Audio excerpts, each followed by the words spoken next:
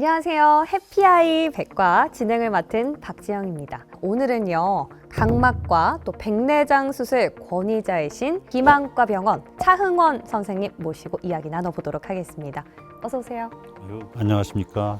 먼저 간단하게 소개 부탁드릴게요.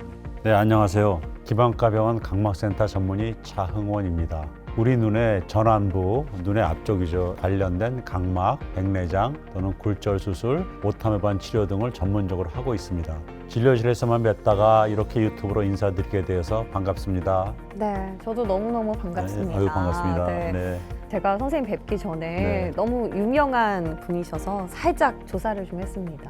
정말 너무 영광이고 오늘도 잘 부탁드리도록 네, 하겠습니다. 잘 부탁드립니다. 네. 오늘 주제 오타모반입니다. 제가 이 주제를 보고 네. 굉장히 좀 생소하다 이런 생각을 했어요. 잘 모르겠어서 찾아봤더니 눈 흰자 위에 생기는 점이라고 하더라고요. 네.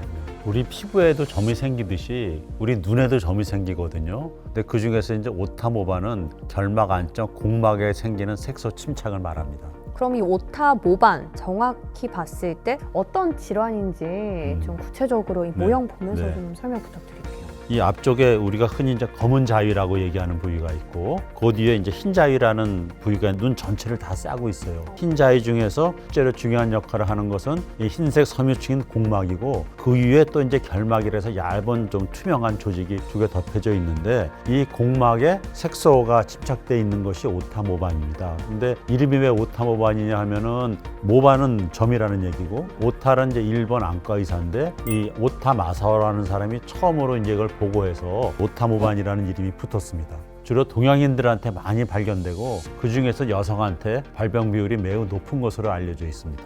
오, 진짜요? 그러면 이 발병 원인이 좀 궁금해지는데 사실 저 같은 경우에 이런 질환이 생기면 스트레스 받을 것 같아요. 매일 거울을 보는데 어떤 이제 점이 보인다고 하면 신경 쓰이는 거잖아요. 네. 근데 뭐 동양인, 특히나 여성한테 생기는 이유가 있나요? 여성한테 많이 생기는 이유는 잘 알려져 있지 않고요. 네.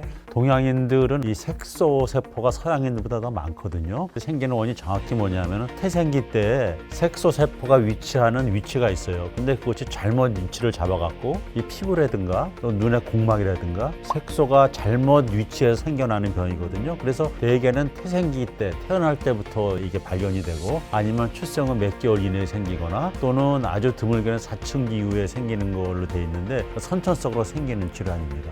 굉장히 안타까울 것 같아요. 선천적인 거면 태어날 때부터 있었다는 거니까 우리가 오타모반이 있다고 해서 시력에 영향을 주지는 않겠네요. 그렇죠. 아주 좋은 지적이신데 오타모반 환자 중에서 아주 드물게 악석 흑색종이 동반되는 수가 있어요. 근데 아주 드물고 환자 한 10% 정도에서 안암이 올라갔다는 보고가 있는데 이것도 그렇게 많지는 않습니다. 그리고 시력하고는 전혀 관계가 없기 때문에 오히려 다른 안 질환을 같이 동반되거나 그렇지 않으면은 전혀 시력에는 영향이 없습니다. 근데 이제 문제는 이것이 미용적으로 아주 심각한 스트레스를 일으키기 때문에 심각한 경우에 따라서 대인 기피증까지 유발할 수 있기 때문에 치료를 원하는 분들이 많이 있습니다.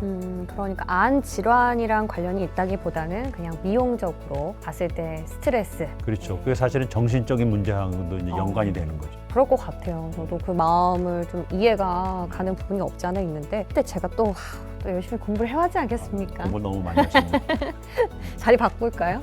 네, 그게 낫겠습니다. 흰자 위에 점이 생기는 어떤 그런 질환에 대해서 검색을 했더니 오타모반뿐만 아니라 결막모반이라는 것도 나오더라고요.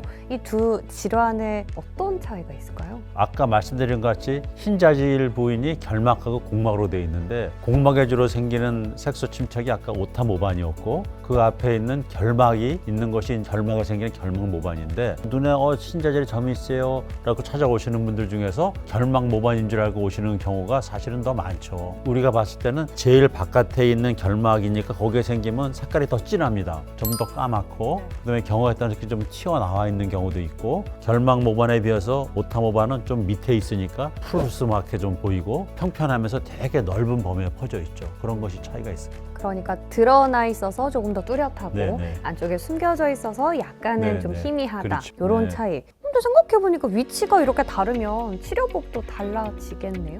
당연히 다릅니다. 결막에 있는 건 우리가 금방 접근할 수 있는 피부에 있는 거랑 비슷하거든요. 그러니까는 레이저로 할 수도 있고 수술적으로 금방 떼낼 수도 있는데 오타모반은 더 안쪽에 색소가 있기 때문에 여태까지는 뚜렷한 치료법이 없었어요. 그래서 그 어려운 치료를 전 세계 최초로 수술 치료법에 대해서 발표하신 분을 제가 영접하고 있다는 거 아니겠습니까? 글쎄 그게 뭐 세계 최초로 하려고 해서 했던 거는 아니었고 네. 이렇게 수술하면 되겠다 해서 그거를 데이터를 모아서 발표를 했는데 찾아보니까 아무도 그걸 했던 사람이 없더라고요. 네. 그러다 보니까 이제 세계 최초로 하게 됐다는 그렇게 됐습니다. 그래서인지 외국에서 일부러 선생님 찾아뵙기 위해서 한국으로 방문하시는 분들도 꽤나 많다고 들었습니다. 거의 K-헬스 자랑이 되셨는데 그러면 선생님께서는 발표하신 오타 모반 수술 어렵겠지만 어떤 수술로 진행을 하시는지 알려주실 수 있을까요? 네. 수술 자체 기본 원리는 되게 간단합니다. 일단 결막 밑에 공막이 있으니까 거기에 오타모반이 있으니까 일단 결막을 깨끗하게 드러나야 되겠죠. 손상 없이. 그 밑에 있는 오타모반을 제거한 뒤에 이제 결막을 덮으면 됩니다.